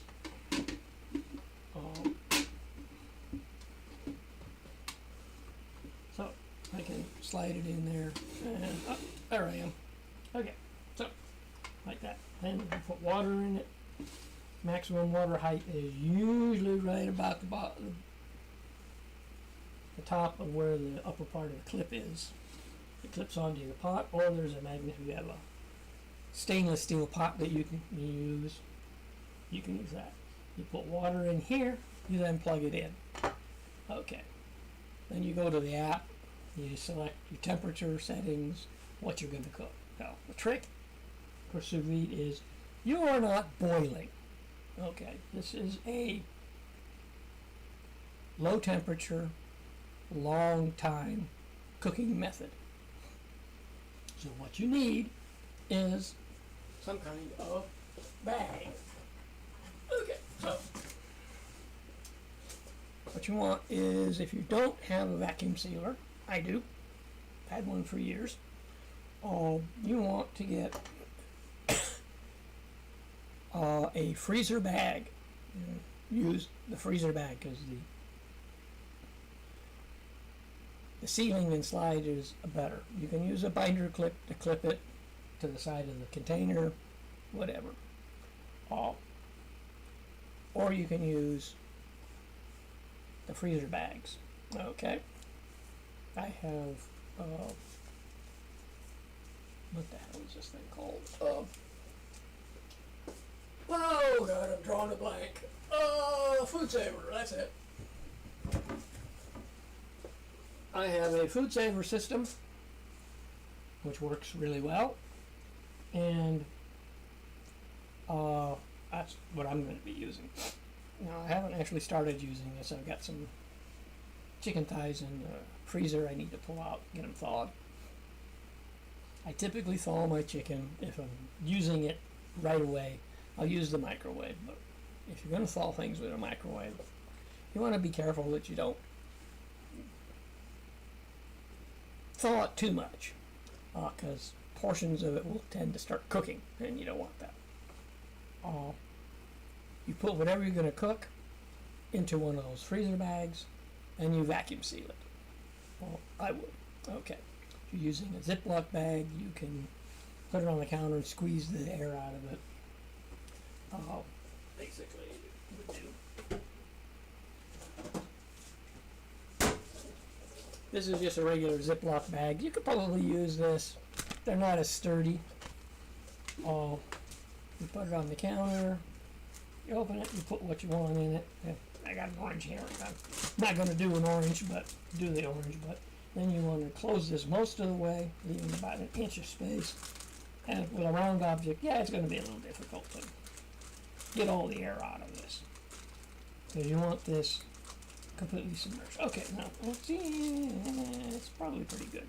You can also immerse this in water. You want the water force out the air. Essentially, same process. Then you, with the water here that's plugged in, you set the temperature on your app. It'll tell you when the water temperature reaches. It's a single degree or single point system. It will maintain the water temperature you set. So, if you're going to do a steak, okay, this is my steak. I'll use this as a demo. This is my steak. I'm going to cook a steak. Steak will take about 2 hours. But if you have trouble getting your steak the way the temperature you want it, you mess with thermometers, you poke at it, you cut into it, you use your finger. Most chefs will just, especially if they're grilling them, they'll just poke at the steak and say, okay, this is close. One of the tricks they teach you, culinary school. Hand. You do this, and then you press. Squeeze tight. Okay. Okay, and then you feel. Okay, that would be medium well, probably, to well done. Very firm, almost no give, would be well done. A lot of give would be rare, sort of moderate give, medium rare. You can get pretty close. A rare steak is about 120 degrees to 125, not much more than 125, probably keep it closer to 120. With this, if I want a rare steak, it'll take a couple hours, and I got other things I need to do. I can set it up, season my steak, put it in the bag, vacuum seal it, get this up to temperature, put my steak in there, start the cooking process, and it will cook. It'll keep the water in the container at the temperature you set. If you want it set for 120 degrees, it'll be 120 degrees. Therefore, your steak, one, never touches the water. So you're not boiling. You're not poaching. You're not blanching. You're actually pre-cooking the steak to the desired doneness that you want. 120 for rare, 130-ish for medium rare, probably 140-ish for medium, and then 155 to 160-ish for well done. God knows why anybody would want a well done steak, quite frankly. If you're worried about E. coli or any other kind of contamination, steaks you don't really have to worry too much about. Any solid meat you don't have to worry about. Roast, pork chop, anything like that. That's a one solid piece of meat. You don't really have to worry about. You don't have to worry about surface contamination. But if you cook it, by the time the interior is where you want it, the exterior is to the point where anything would be killed. So you don't have to really worry about it, with the exception of chicken. Now with the sous vide, I can put a chicken breast in and in a bag, season it with seasoning, seal it, drop it in the water, and I can set this to do a medium or a medium rare or a medium well chicken breast. You're basically pasteurizing that chicken breast, so it's not really a problem. If you buy boneless, skinless chicken breasts that are frozen, chances are they've been frozen long enough that you're not going to have to worry about it anyways if it's a little underdone. I would not recommend eating a rare, medium, not even a medium well chicken breast. The thing is once once it reaches, let's say your steak, I want to say medium rare steak, 130 degrees. Okay. Once the cooking time is up, and in the app it'll tell you how long to cook for what you're cooking, for how long to cook it. It will hold 130 degrees. It will never go above 130 degrees. It will stay at 100. So you can leave that in there for several hours once it's done. So if you're off, you go, oh, well, I got to go do some shopping. Okay, you set this up, but I want to have a steak for dinner. And it's mid to late afternoon. Okay, start this whole thing, and you plug it in and you let it go. You then go off and do your shopping. If for some reason you're delayed, the 2 hours is up, say it takes 2 hours, it'll hold that steak for several hours at the 130 degree temperature. So it will be perfectly cooked when you get back. It won't overcook, which is the problem. The other problem with this, the other thing that is this, is that if you like the nice crust on your steak, charred, then you want to char it. Now you can use a stainless steel pan. They get hot really fast. You can get them really hot. I have a cast iron skillet that I can use. There's a couple that I could use, so I would use a cast iron skillet instead of going out and buying another pan. I got enough pans as it is. I got more pans than I got room for. If you want to grill it, mark it, and take it out to your barbecue. Pull it out of the package. You want to dry it off because there's moisture in the steak, so the surface will be a bit moist. It won't really look that great. You get your barbecue screaming hot. You flop it on the grill. You basically sear the outside. If you want the nice hash marks, you put it at like a 45-degree angle. Then you pick it up and you turn it. Sear it again.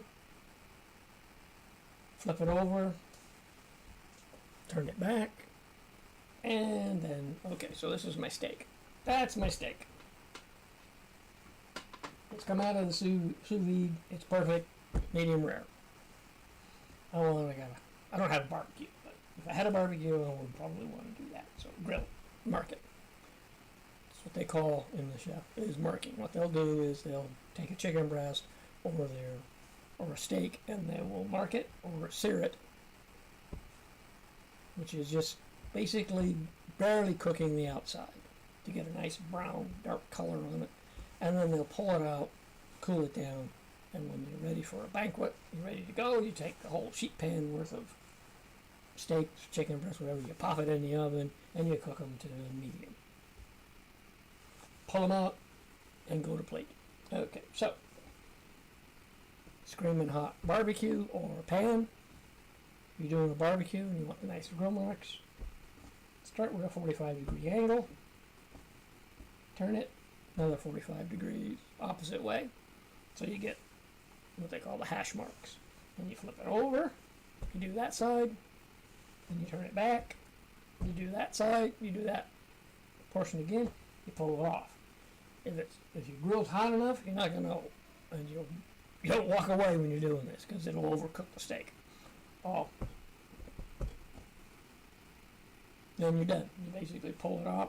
You can let it rest a couple of minutes. You don't really need to let it rest a full 5 or 10 minutes with sous vide. And then you're good to go. Now, I've gotten all this information. Like I said, I have not used this system before. I've known people who have it and have used it and they like it. My current sous chef, before we shut down, said he had one, he likes it. I don't know what model he had, so I can't really say. But there's several out there. This is one of the top rated ones. It gets top rating mostly because of the app. The app is really great on this. So, nice thing about this is you can cook a perfectly cooked egg. Because they come, you don't have to package them because they come in their own handy dandy little package.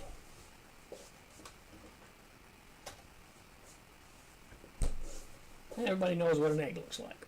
Okay. Nice handy dandy package. Okay. You want a hard boiled egg. Now with this system it'll take a while. I have an egg cooker, which I poke a hole in the end. I set it in the machine, a little bit of water, and I set it and forget it. It shuts off. It tells me, okay, your eggs are cooked. Works really well.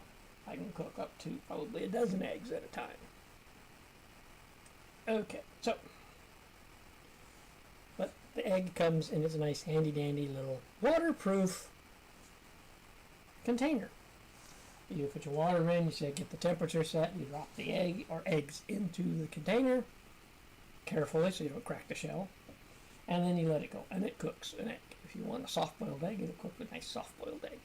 If you want poached eggs, you cook them, and then when they're done, you crack the egg into a slotted spoon, and any of the other liquid that's still left in the egg will drain off, and you have a perfectly poached egg, which is nice. Poaching eggs is a bit of a problem, but like again, if you're doing like poached eggs on a buffet, you're going to want to do it the old-fashioned way. Water, a little bit of white vinegar, distilled white vinegar in the water, not a lot. The white vinegar will congeal the egg whites, and then you just have to watch them. So if you're doing for like a buffet, a large buffet, you want one guy who's dealing with the poached eggs. You don't want to have to be cooking like over easy, well done omelet, watching a steak on a grill for steak and eggs, and trying to poach eggs at the same time. It's really difficult as a professional chef. You have to be able to multitask. So you have to be able to do more than one thing at a time.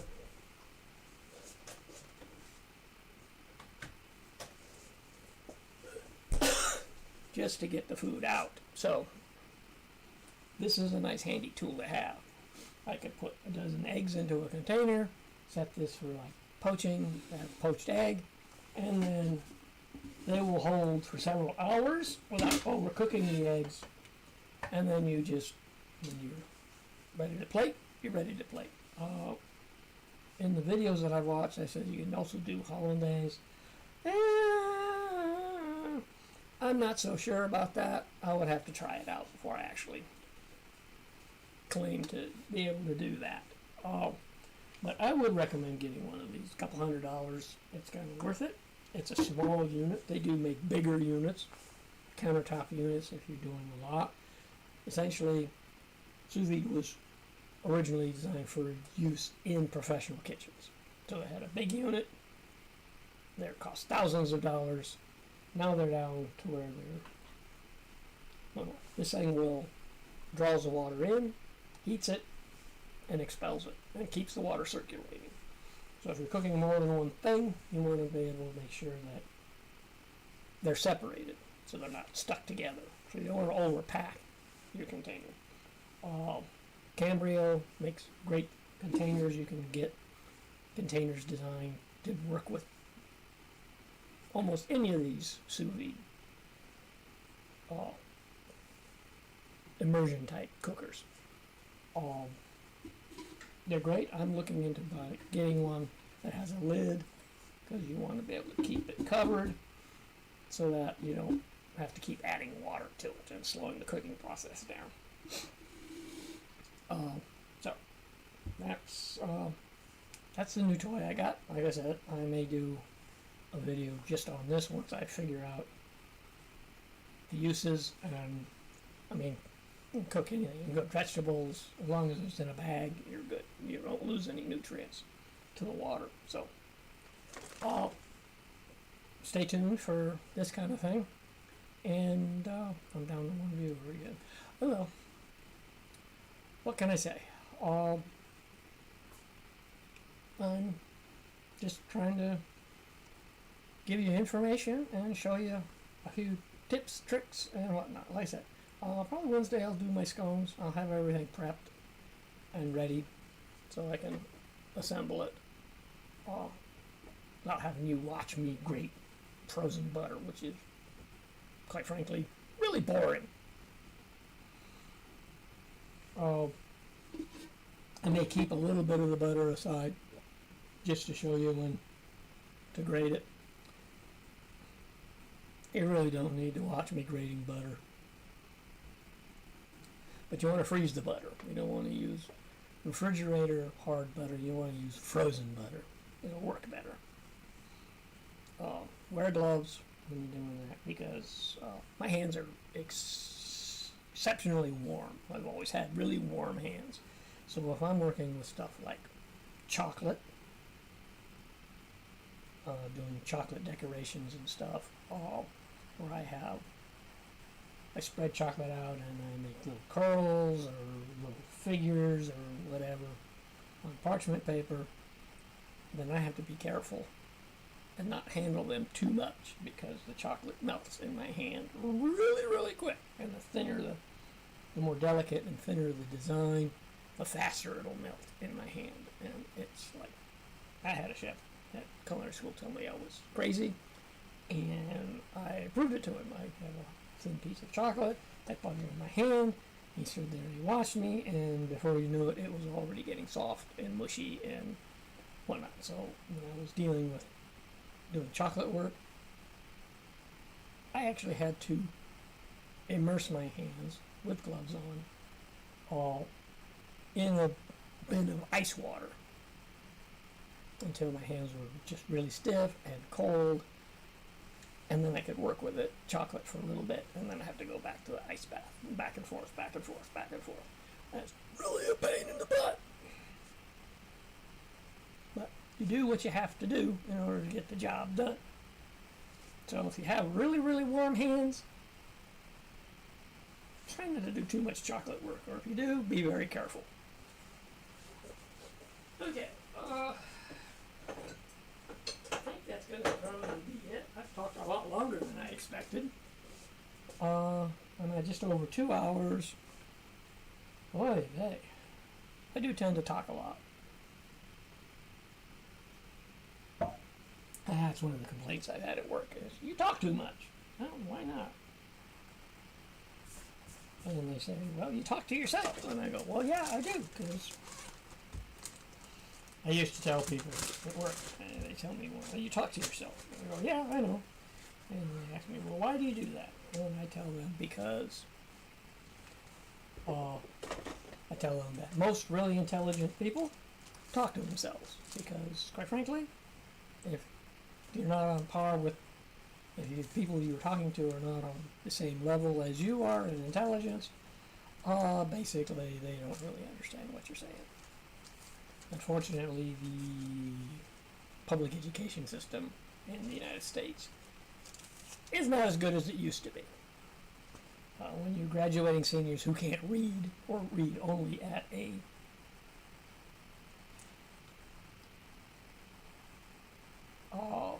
elementary school level, okay, there's something wrong with the education system, quite frankly. I read books. I have tons and tons of books, and I read them. I'm more partial to science fiction. Love science fiction. But I read other books as well. So I've read the first book in the Outlander series, not associated with Diana Gabaldon. I've read Asimov and so on. I'm not plugging any particular author. I will plug one author. I'm not associated with him, so he's not paying me to say this. If you like military books and you're into the military and you like good characters, you want to try and pick up the David Weber Honor Harry. Hooked on these books, thank you very much. And I love them. I've gotten every book that he's put out in this series so far. Good characters, good stories.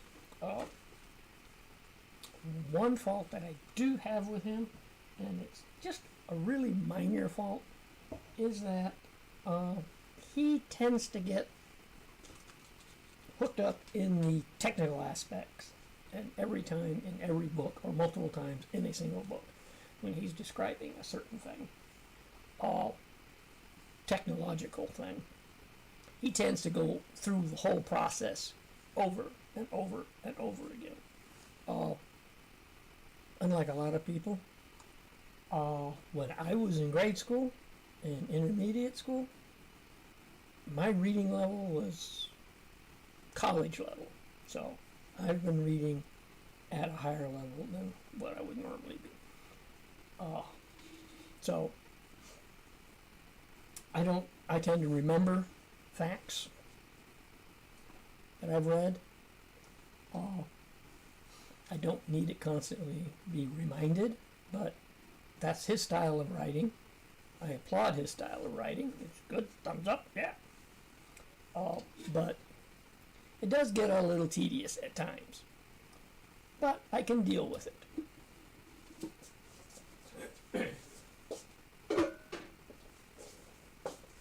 Overall, the series of books is really great.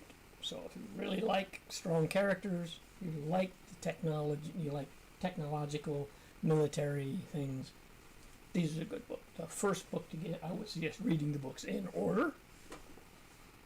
First book to get would be On Basilisk Station. Now, I'm recommending this personally, so I'm not getting paid for this, and I'm hoping that I'm not stepping on anybody's toes. David Weber, if you see this and you don't like what I'm saying, I apologize. Okay? I'm not trying to steal your thunder. I'm trying to get people to read your books. So, like that, my stream is pretty eclectic. I will touch on a lot of different topics. Primarily cooking, but I tend to drift and talk about other things. So, yeah. So, and about the talking to yourself, mostly really intelligent people talk to themselves because nobody else around them will understand what the hell they're saying. Okay, I used to use that as a dig. Actually, most of the people that I worked around were very intelligent, and had to be so. Put my orange back in. And there we go. So now I gotta finish getting my breakfast in me. And so I'll put this away. I would recommend, if you're using one of these to grate butter with for your scones, put it in the freezer, get it cold. You want to keep your scone dough as cold as possible. Now I just gotta figure out where the hell I'm gonna put it. In the drawer so it'll close. Okay, so I think that's enough for today. Like I said, I'll probably go at this again on Wednesday with the scones, and we'll bake scones. I'll have them all prepped, and then I may just go ahead and, I got a second stick of butter in the freezer, so I may just go through the whole process while the scones are baking. So I'll have some already set, ready to go, and then I'll go ahead and go through the whole process, and that way you can see the whole process. So, we will call us quits for today.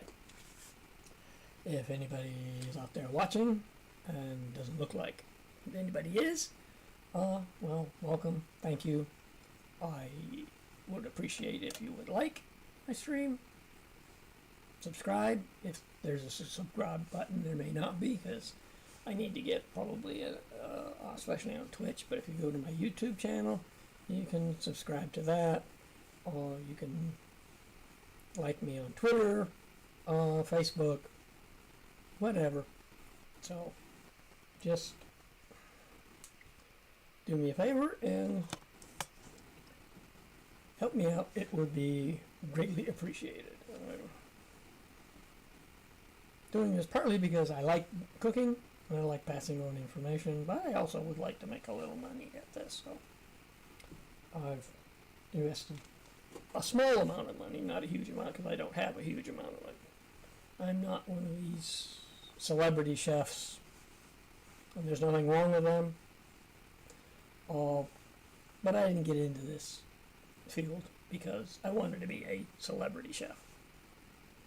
I originally wanted to have my own place, my own restaurant, but when I found out how much work it is, it's like, yeah, I'm too old. I started cooking professionally at the age of 40. So I was already probably twice as old as anybody else in my class at culinary school. That gave me an advantage in certain respects, but it also provided a disadvantage, because if I got an 18-year-old in my class, he's more likely, if he's got the talent and the drive, those are the two things you need. You need the talent and you need the drive. Drive is more important. You can learn how to do things. I don't particularly consider myself an extremely talented person. I can sketch a little bit, but not very good. I'm more technical oriented.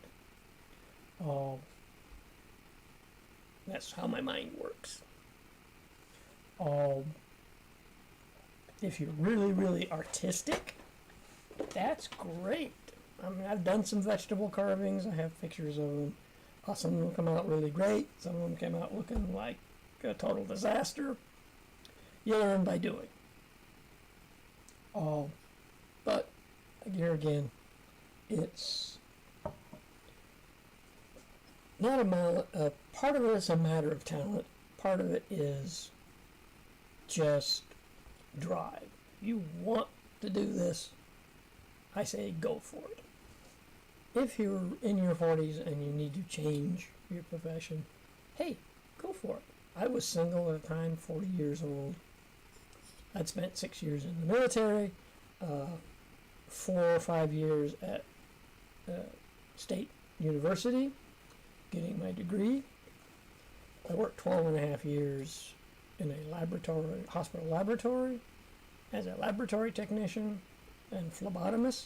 In case anybody's not familiar with that term, phlebotomist is the really annoying person, male, female, who tends to come around at like 4 and 5 o'clock in the morning, very chipper, very, very up, and say, "Good morning, I'm here to draw your blood." That's you're laying in the hospital, not feeling great, and you got somebody coming in all bright and sunny and going, "I'm here to draw your blood," and it's like, go the hell away. Ah! I did that for 12 and a half years. I was really good at it, but at that level, you can only go so far, and you can only make so much money. I wanted to go further, but to go further, I had to get a higher degree. I tried to get into a master's program, couldn't get in. So then, after a while, I said, okay, well, I really like to cook. I cooked for some friends. I had a dinner party. Everybody loved what I did. All really fancy. They suggested that I might want to consider doing cooking as a profession, professionally. So I looked into the various schools, Johnson & Wales, CIA, Culinary Institute of America, not Central Intelligence Agency. Don't see that they have much use for cooks. But the Culinary Institute of America, which was at that time the top-rated, and probably still is the top-rated cooking school in the United States. I briefly looked at the Cordon Bleu schools. There wasn't one in the United States, so that meant I would have to go to France. And getting there, learning to speak French, they probably do speak English. I'm almost certain that they do. For those people who don't speak French, I didn't get a chance to learn French in high school. Being from Southern California, they all concentrated on Spanish. Just an interesting side note of my own personal experience. I took 3 years of high school Spanish. Okay, I can speak a little bit of Spanish, probably enough to get by.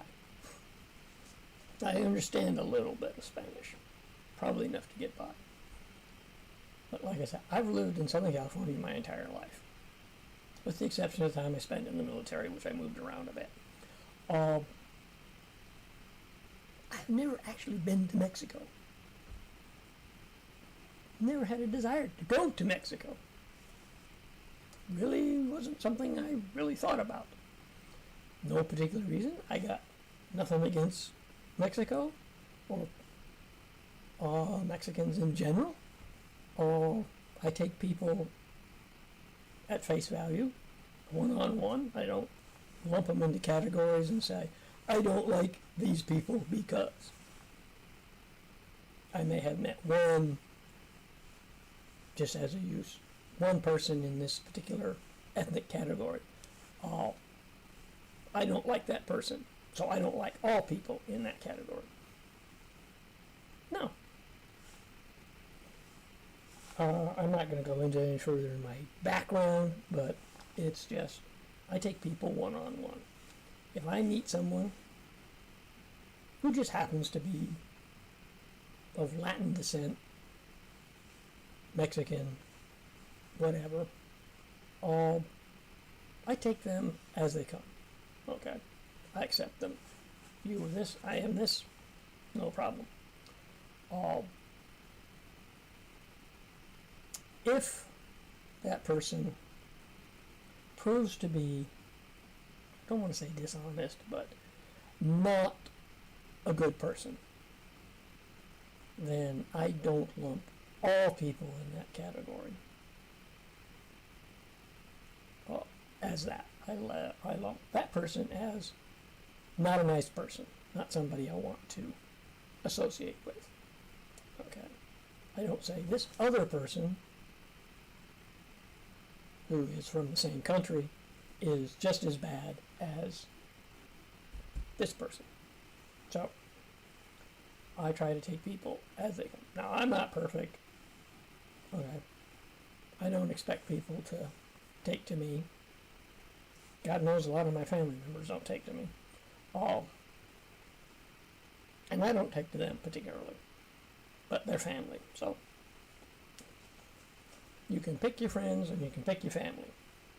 Or you can pick your friends, but you don't really get a chance to pick your family. As I used to tell my dad when I I would always be giving him a hard time, mostly joking around. I would tell him,